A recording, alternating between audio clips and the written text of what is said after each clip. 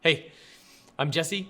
Yesterday, we saw Nehemiah handle stuff to see to it that the Levites and priests and the singers were taken care of.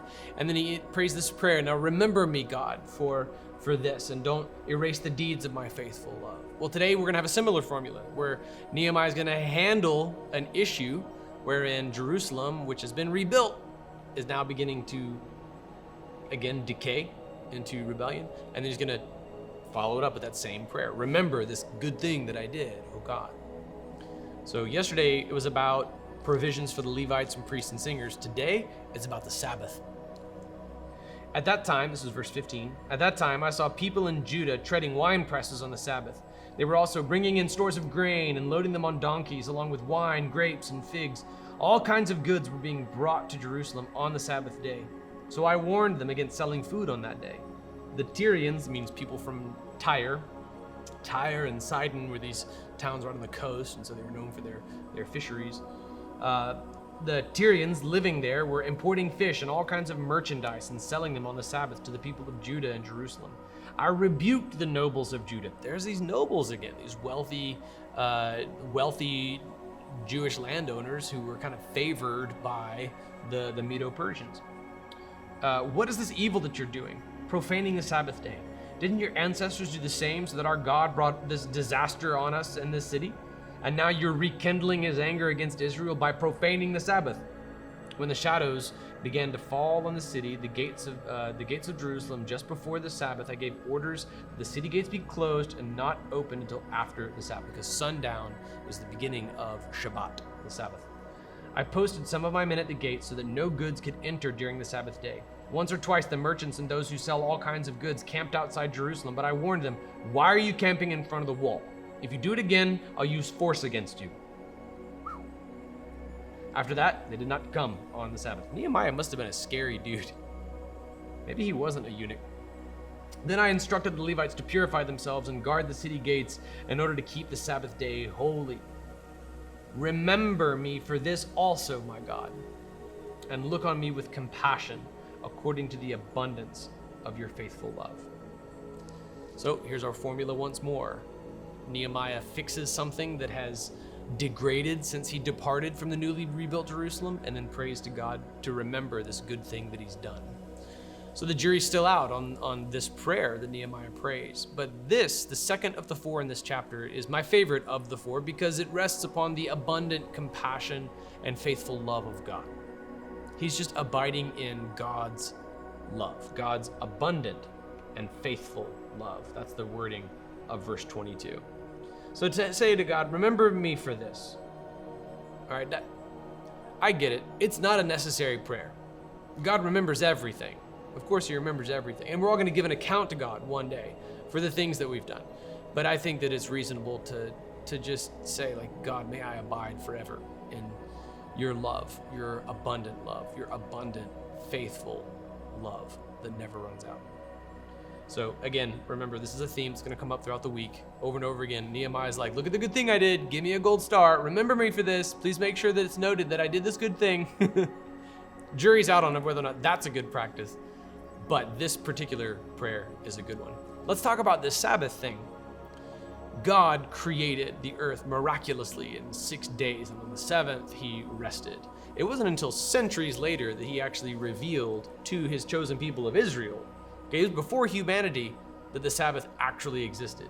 Mankind didn't know about the Sabbath until centuries later, where God gives this command to remember the Sabbath day and keep it holy.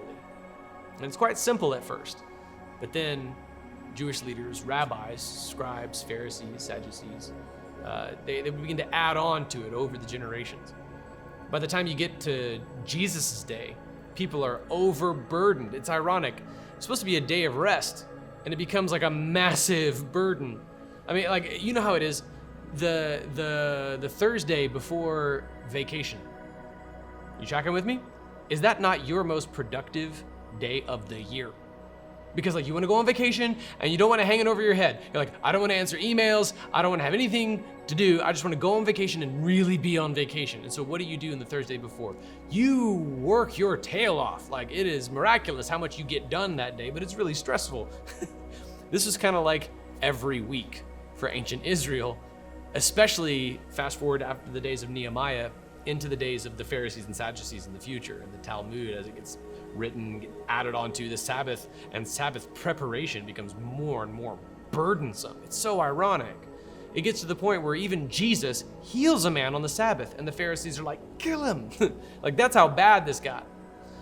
The Sabbath was supposed to be a day of rest, a time of rest. Now, it's commanded in the Old Testament. Nehemiah is living in the Old Testament. The original recipients of this book were Old Testament Israelites, now having returned to Jerusalem. So while I agree that Nehemiah goes overboard in kicking all the Ammonites and Ashdodites and Moabites out of the temple, especially not if there's some way to see if they're actually adhering to the Sabbath themselves, if they love the Lord, as Isaiah would later say in Isaiah 56, as is consistent with the very genealogy of the very King David, whose scrolls they dusted off to adhere to once more. A Moabitess, Ruth, right there in the genealogy leading to the Savior. And now Nehemiah is kicking all the Moabites out of the assembly. I agree he went too far there, but with this one, I think he's spot on. And it's because in the Old Testament, you were still under this command for the Sabbath. Now, stay tuned, because as we close, we're going to talk about how we as New Testament believers apply our lives to this Old Testament text. But he is spot on. He's spot on, because these Tyrians, they showed up, and it was a marketplace, man. It was a full-on marketplace at the temple, all right there at the city walls. They've turned the whole place that was supposed to be for worship into a big giant marketplace. Do you remember when Jesus saw this same practice going on again, by the way? That he made a whip out of 3 strands, and he drives everybody out of the temple. I believe he does it twice. He overthrows the tables of the money changers in the temple, where they turned the house of God into a marketplace. It was not about worship anymore. It was all just business for them. And so Jesus just gets furious with it, and he wants it purified. He purifies the temple twice. Twice. You imagine what that was like to be one of those money changers? This guy again? Well, that guy is Jesus. He was right. He was spot on with this. This was serious. It was for just such sins that they had experienced exile in the first place. And it was for precisely their adherence to the Sabbath that Isaiah in chapter 56 would go on to say that even like Moabites and eunuchs would be able to stay in the assembly of God because of their adherence to the Sabbath. So what about you and I as New Testament believers? Paul's book Galatians addresses this tension between Old Testament commands and New Testament believers, how we don't believe that the Old Testament has been completely wiped out. That's antinomianism, as in like you're against the law was meaningless, God's having a schizophrenic fit. He didn't really mean that whole Old Testament thing. That's not where I stand at all. Not one stroke of the pen from the law will disappear. It lasts forever. So Jesse, does that mean that we just throw the Old Testament away? Does that mean that we have to adhere to the Old Testament? No, here's what the law does for us today. Here's what we do with the law. Here's how we apply our lives to the law. We look at the law in the Old Testament, and it makes us aware of our sin. When we look to the law, we become aware of how short we fall from it. Today, as a New Testament believer, looking at Nehemiah's stringent adherence and righteous indignation at the violation of the Sabbath, the very sins for which they had been sent out into the diaspora in the first place, and ask yourself if you've been taking adequate Sabbath. As church planters, man, especially in Seattle where the real estate market's so expensive, yeah, you better believe, man, we're all about some Seventh-day Adventist churches on Sunday morning. And those Seventh-day Adventist churches are like, well, we're not using it on Sunday morning. So every Seventh-day Adventist church in the greater Seattle area is booked on Sunday morning by churches that are hoping to use those facilities. And it's because they have a very strict adherence to a certain interpretation of Shabbat.